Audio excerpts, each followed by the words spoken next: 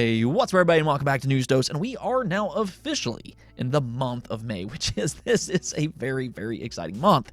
I know a lot of gamers have been anticipating this month because, well, it is the Zelda month. Tears of the Kingdom will be out in just a little over a week. I know it's kind of hard to believe. It's finally almost upon us, but and here's the thing.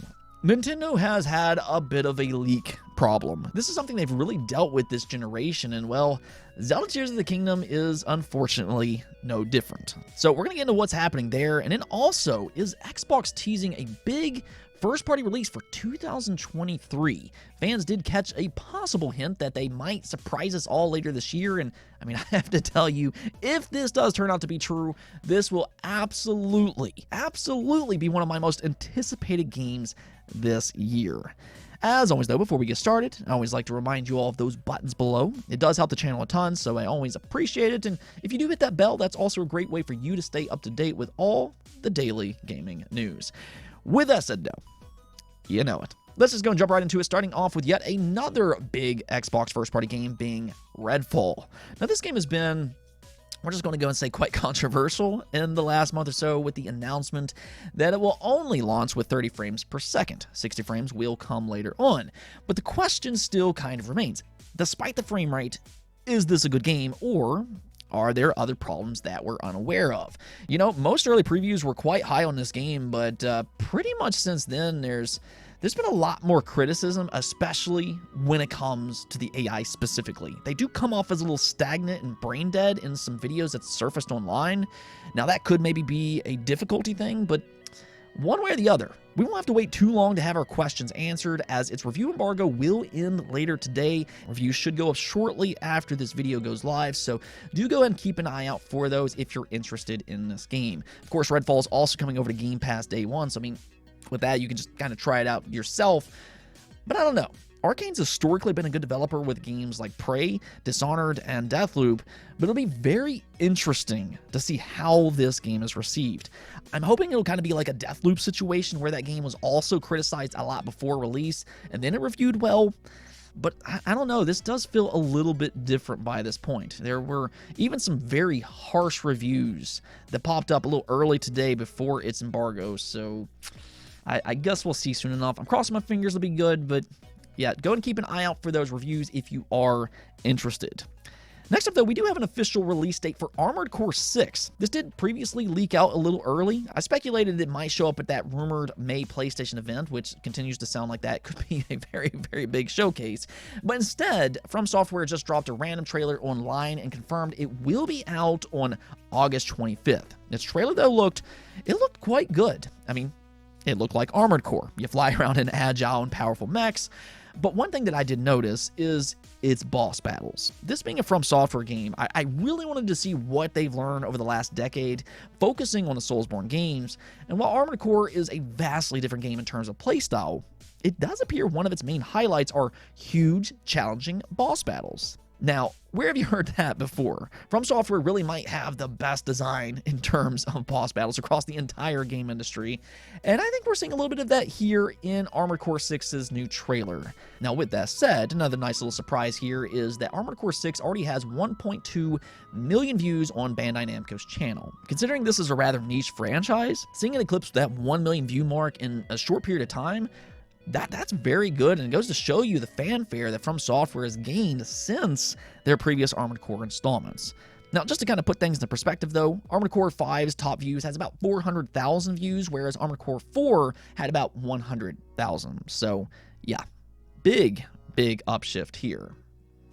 Let's go and talk about this 2023 game that Xbox might be teasing, though, and that is none other than Hellblade 2. Now, there's been a lot of questions about Xbox's upcoming pipeline of games. We do know a lot about what they're working on, as they revealed all this a few years back, but the release schedule has been a little bit more of a mystery. Some of these games are a little further out. Fable and Perfect Dark, as an example, will likely be 2024 or beyond.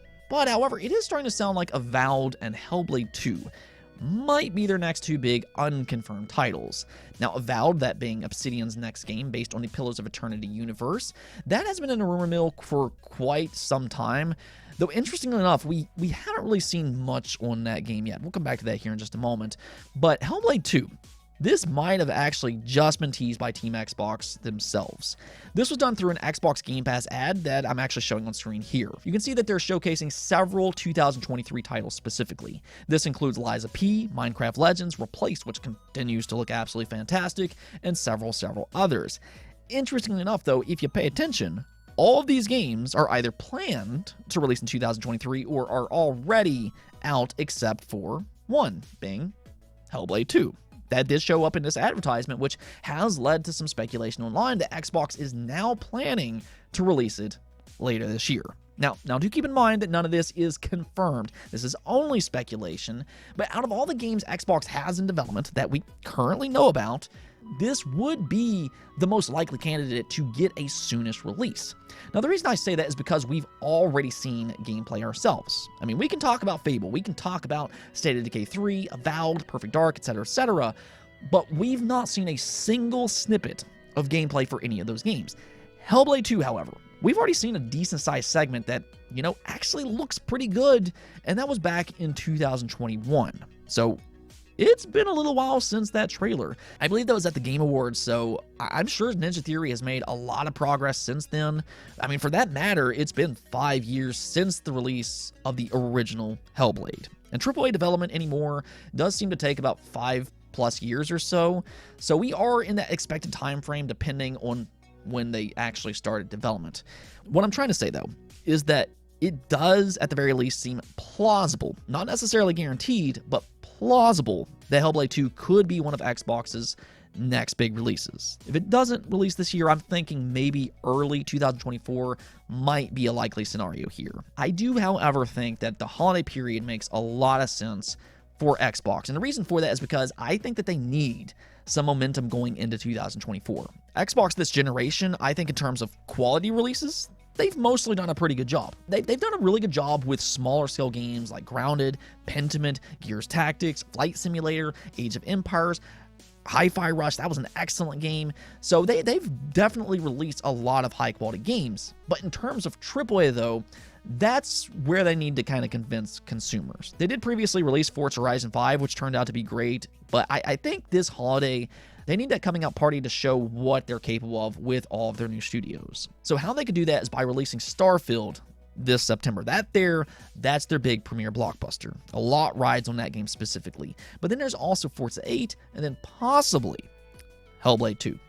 Those are 3 major games that could really push Xbox this holiday and finally give them that momentum that they need as their other studios prepare for the next wave of games. I've talked about this before, but we are about to enter that period where some of these studio acquisitions start to show their production. Again, game development takes a long time. It wasn't like they were just going to acquire these studios and they were going to release a game next year. They had contracts pre-acquisition.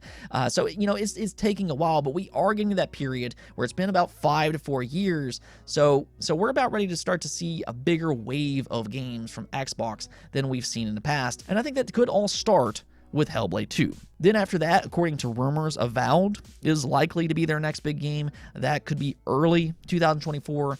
And then we'll start to enter that second wave of games like Fable, Perfect Dark, and State of Decay 3. Now, I'm sure there's going to be some other surprises along the way, but 2023 could be the year that everything starts to fall in place for Xbox, and hopefully this new advertisement is a sign to come. If anything else, though, I think this only makes that Xbox June showcase even more hype, as that's the likely place we'll get more information on games like Hellblade 2, Starfield, Forza, and then maybe even also Avowed. Now, we'll see if there's also some other surprises as well, but I think just those titles alone definitely makes the upcoming holiday and early 2024 window very exciting for Xbox.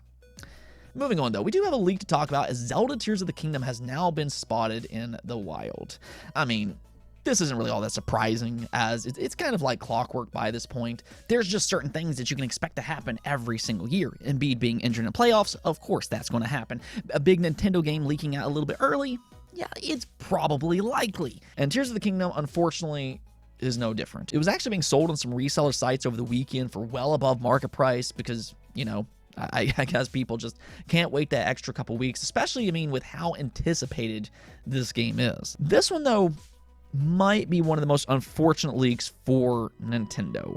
It's extremely obvious that Nintendo has been very secretive about this game, to the point that it's come off as frustrating at times. I mean, its most recent trailer was amazing, no doubt about it, but there are still questions about this game and what actually includes, and that's by Nintendo's design. They've attempted to keep spoilers to an absolute minimum to instead let fans discover these things themselves when they play it. However, with Tears of the Kingdom now leaking into the market early, very early in this case, that's about ready to change. I think with that, if you're trying to steer clear of spoilers, from this point forward, you might want to go ahead and avoid Zelda-based threads on social media, period. I mean, you're always going to have those people that likes to ruin the fun for others, so just kind of proceed with caution.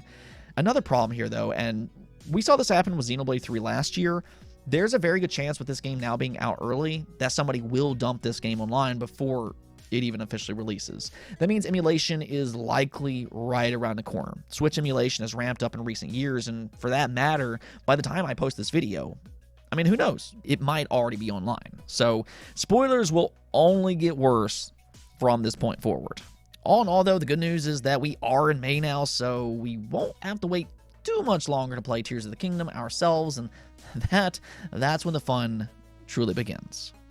Now, speaking of Nintendo, though, we did get an update for the Mario movie as it just eclipsed $1 billion at the global box office. Now, this is actually the first movie of 2023 to reach that $1 billion mark, and it's also the first game to movie adaptation to reach $1 billion at the box office, period, making it the most successful video game to movie adaptation ever made. So they knocked it out of the park with this movie, and I think the next step is pretty obvious here. With the amount of success Nintendo has had, this absolutely will not be a one-off venture for Nintendo. The movie industry will be lining up at Nintendo's door asking about what IP they can handle next. I mean, Zelda is probably the most likely next IP to show up at some point, but even beyond that, Donkey Kong, Metroid, Kid Icarus, Animal Crossing, Star Fox, and a plethora of other IP that Nintendo owns has a good chance of showing up at a screen near you. I imagine this is only the beginning of Nintendo beyond video games. I mean, I personally would love to see a Metroid movie myself. I think that could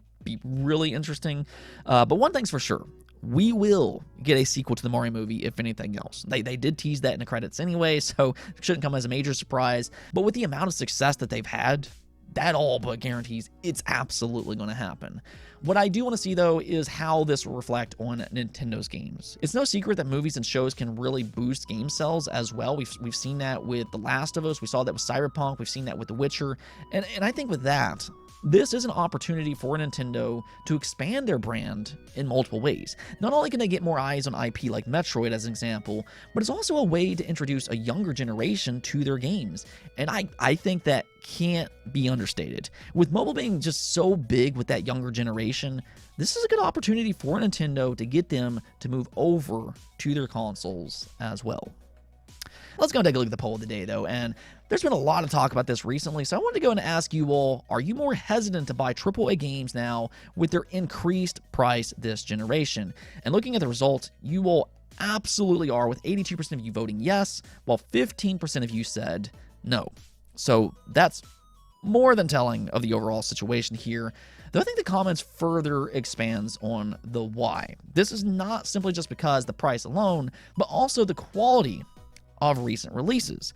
You would think that you would get better quality games at a higher price, but instead we're not just seeing $70 games, but we're also seeing $70 games with major problems at launch. Star Wars Jedi Survivor, unfortunately, is the perfect example of this, where EA basically said, this game has problems, but you know what?